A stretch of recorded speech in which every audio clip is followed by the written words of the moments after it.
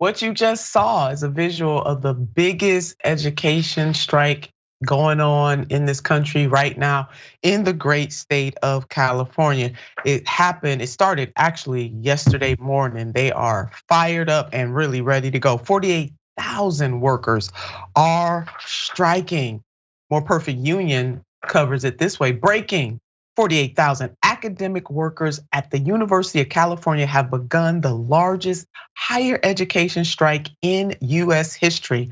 The UC workers, represented by UAW, are picketing at all 10 UC campuses this morning. Again, that was as of yesterday. And who is included in this strike is here is a lot of workers in solidarity. The workers, including researchers, teachers, teaching assistants, and tutors, are fighting for higher wages, childcare subsidies, expanded family leave, and more. You know, the usual stuff that workers need to live a good life.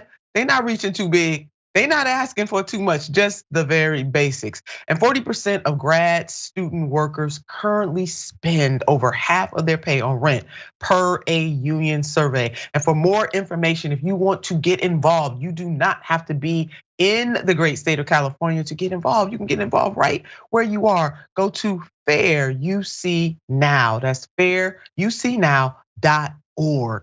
And the strike is spreading out among 10 universities of California's campuses. The strike began at 8 a.m. and it includes a variety of workers. We just named the workers. We can list those workers again: the teaching assistants, the researchers, postdoctoral scholars, readers, and tutors.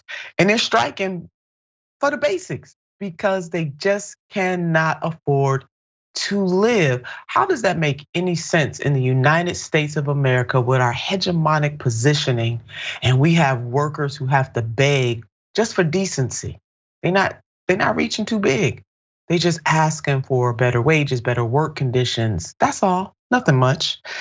The members say some receive salaries so low that they cannot afford housing near or on campus. The union, UAW, is demanding the University of California increase salaries so workers no longer have to live on what they describe as poverty wages. The University of California responded to the strike this way: our campuses have been preparing to mitigate the impact of any strike activity on our students by ensuring, to the extent possible, continuity of instruction and research. The University of California continues to negotiate in good faith. University of California, we hope that you are negotiating in good faith. And one of the best ways to ensure continuity for the students is make sure that you pay the folks that make the university run good wages, make sure they have good work conditions and benefits. That would ensure continuity for the students. I'm sure that the students are on the side of the striking workers of the university. So, however, proposals made by the university so far, even though they say they're negotiating in good faith, doesn't even match the rate of inflation. Not at all. So I want you to take a look at this chart right here. Even with raises, inflation cancels out almost any pay increase. Nice raise, too bad about inflation. Percent change in average hourly earnings from year to year. So we see that when we take a look at real wages, workers are actually losing. And it's not just the workers at the University of California. As we look all across this country and we think about how wages have increased, but they have not kept up with the rate of inflation. So actually, just as you saw on that chart, as it impacts those workers across this country are taking a pay cut because of inflation. So Yasmin, I don't know what the university is saying. It just seems like, to quote my dear friend, the math ain't mathing. As Andrew Yang would say, let me channel my inner Andrew Yang. The math ain't mathing. I mean, it's true. And I love to see the solidarity on campus like this. Those numbers, what was it? 48,000 workers are on strike. That's very impressive. That's incredible. That's a lot of organizing that went into that.